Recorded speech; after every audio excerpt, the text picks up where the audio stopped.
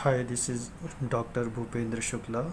आज मैं आप लोगों को ट्रांसमिशन लाइन थ्योरी बताऊंगा। तो सबसे पहला सवाल है, व्हाट इज़ ट्रांसमिशन लाइन।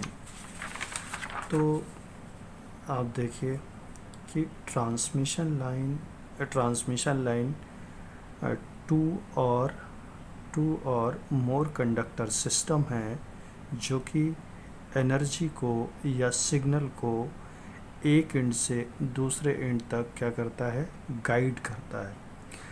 तो हम कुल मिला के ये कह सकते हैं, transmission line is a guiding structure. Transmission line एक गाइडिंग स्ट्रक्चर है और ये क्या हो सकता है, to or more conductor system हो सकता है। तो यदि इस पिक्चर को देखें तो ये पिक्चर कैसा लग रहा है, ये टू कंडक्टर सिस्टम लग रहा है। अच्छा, कंडक्टर का प्रॉपर्टी किससे डिफ़ाइन करते हैं, सिग्मा से डिफ़ाइन करते हैं। आप देखिए ट्रांसमिशन लाइन के एक एंड पे क्या कनेक्ट किया है, एक्साइटेशन कनेक्ट किया है। ट्रांसमिशन लाइन के दूसरे एंड पे क्या कनेक्ट किया है, लोड कनेक्ट किया है। तो फाइनली यदि हम कहें तो what is the function of transmission line. तो transmission line guides the signal और energy from source into a load end.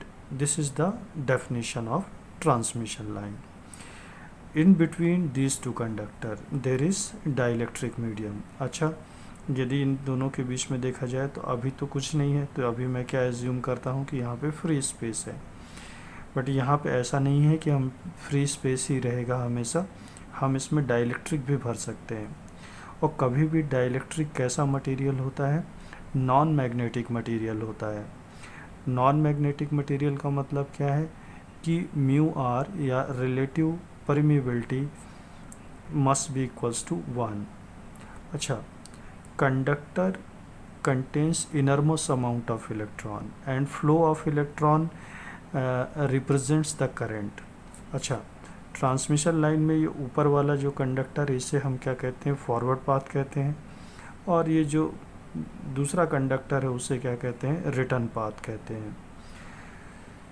तो ये चीज़ें अपने को ध्यान में रखनी है।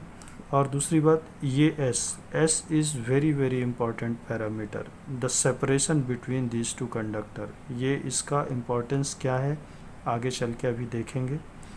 तो फाइनली आपको ये बातें थोड़ा सा समझ में आई होगी। तो let's see the example of transmission line. आप देखिए ये तीनों फिगर कैसा है, टू कंडक्टर सिस्टम है। पहले फिगर में पहले और दूसरे कंडक्टर को किससे सेपरेट किया है, इंसुलेटर से सेपरेट किया है। तो मैं ऐसा बोल सकता हूँ कि पहले और दूसरे कंडक्टर के बीच में क्या फिलअप है, फ्री स्पेस या एयर फिलअप है। And what is the property of air, properties of air is epsilon naught and mu naught। दूसरे फिगर में देखिए there is dielectric medium। dielectric medium में देखिए कि dielectric is defined by epsilon r and mu r। Okay, third figure में देखिए, can I say it's a two conductor system, बिल्कुल है। and it is connected with excitation, बिल्कुल connect किया है। and twisting of these two conductors। अच्छा, यदि ये रबर नहीं होता तो क्या होता, और यदि बिना रबर के यदि हम कंडक्टर को ट्विस्ट कर देते तो क्या होता, ये पहला वाला कंडक्टर दूसरे वाले कंडक्टर को टच कर देता और शॉर्ट हो जाता। तो इन ऑर्डर मतलब इस शॉर्टनिंग नहीं हो, इसलिए हमने इसके बीच में क्या कर दिया है, इन दोनों कंडक्टर्स को इंसुलेट किया है। तो next thing is geometry of the transmission line. Geometry of the transmission line is very very important. अच्छा देखिए, यहाँ पे मैंने एक वर्ड लिखा है, uniform transmission line. What do you mean by uniform transmission line. इस फिगर को देखने पे ये पता चलता है कि ये कैसा सिस्टम है, टू कंडक्टर सिस्टम है। और ये जो मैंने सर्कल बनाया है, this is nothing but the cross sectional area of the conductor. आप इस फिगर को देख के बोल सकते हैं कि this cross sectional area is same along the length.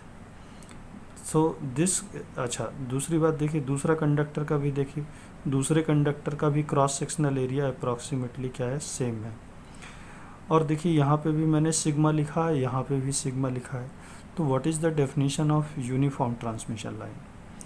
Uniform transmission line का डेफिनेशन क्या है? If both conductor has same cross sectional area and both are made by same material, then we say it's a uniform transmission line.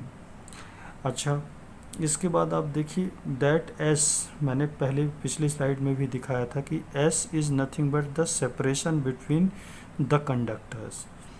ये S इस condition को जरूर satisfy करना चाहिए, otherwise transmission line न रह के कुछ और हो जाएगा। देखिए यहाँ पे ट्रांसमिशन लाइन के एक एंड पे मैंने एक्साइटेशन कनेक्ट किया है, that excitation is AC excitation. AC is related with frequency, और फ्रीक्वेंसी से हम वेवलेंथ कैलकुलेट कर सकते हैं। तो this frequency is known as operating frequency, और ऑपरेटिंग फ्रीक्वेंसी के रिस्पेक्ट में जो वेवलेंथ आएगी उसे क्या कहते हैं, ऑपरेटिंग वेवलेंथ कहते हैं। अच्छा देखिए यहाँ पे मैंने एक कोऑर्डिनेट सिस्टम भी बनाया है। तो आप कह सकते हो कि ये ट्रांसमिशन लाइन क्या कर रही है, एनर्जी को गाइड करेगी किस डायरेक्शन पे, जेड डायरेक्शन पे। जेड डायरेक्शन पे क्या करेगी, ट्रांसमिट करेगी। लेकिन आपको हमेशा याद रखना कि ये condition must be satisfied, otherwise ये ट्रांसमिशन लाइन नहीं रहेगा, ये रेडिएटिंग स्ट्रक्चर हो जाए। कैसे होगा ये आगे चल के देखते हैं।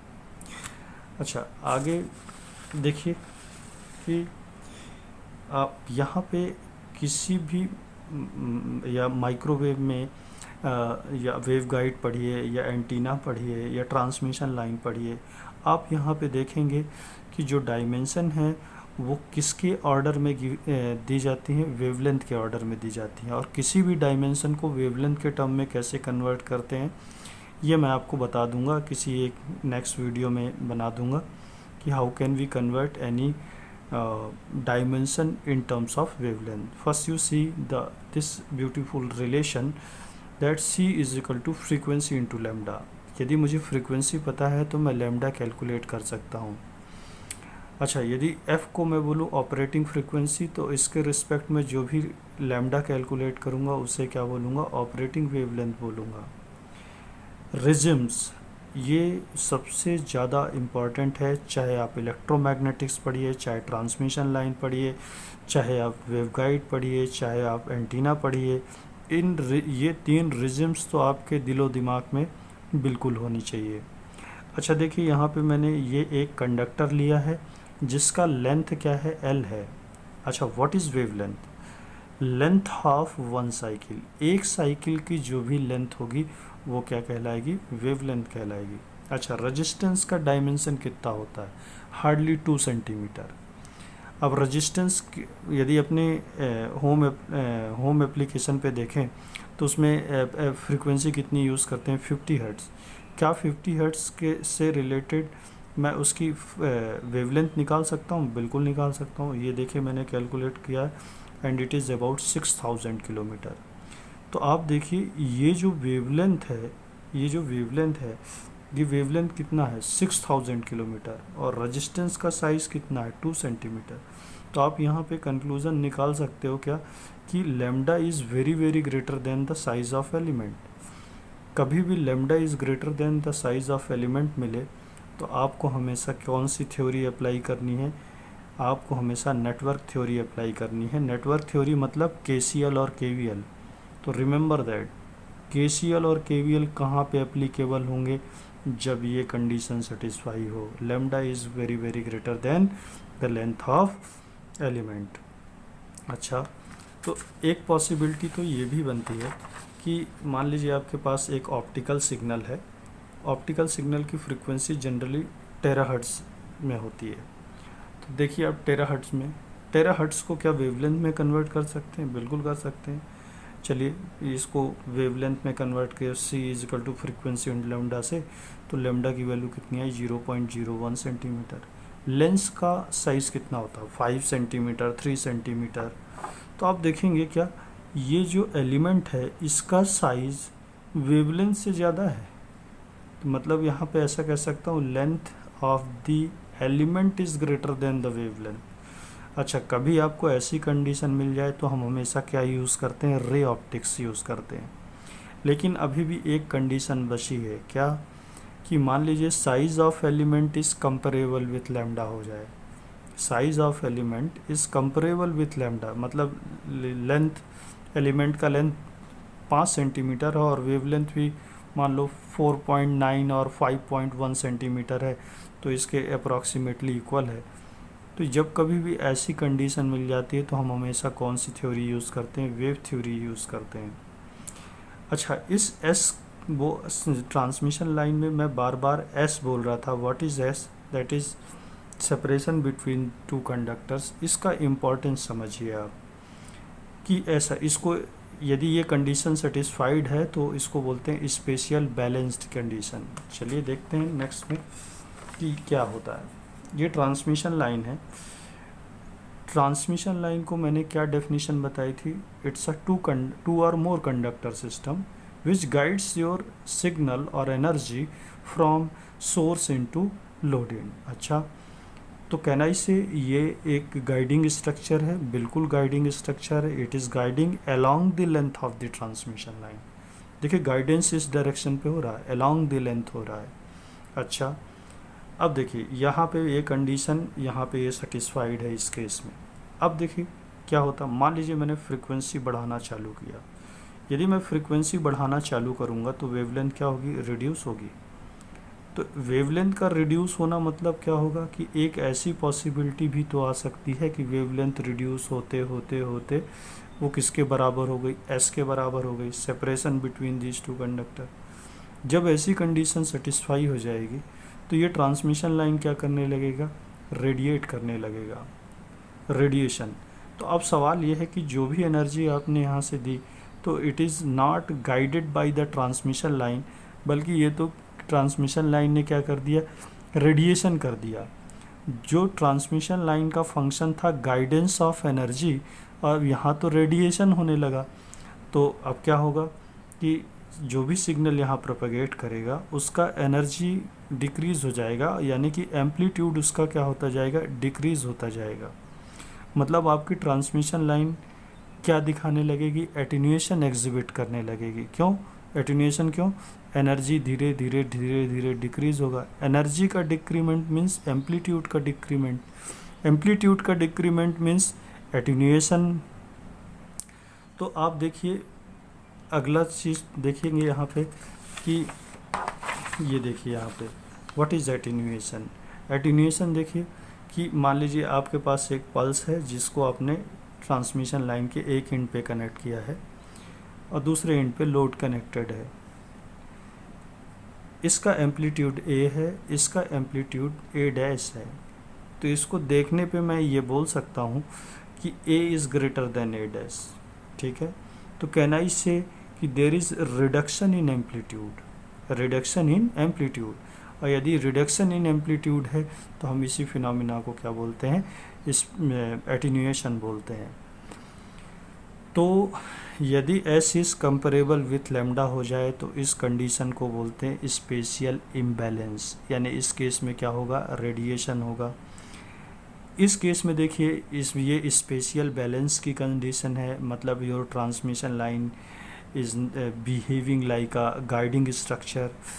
तो आपको ये थोड़ा सा समझ में आया होगा। एक फाइनल 4 से 5 लाइन मैं बोल रहा हूँ, जो कंक्लूज़न है ये 3 स्लाइड का, कि transmission line is a guiding structure which guides the energy from source to destination.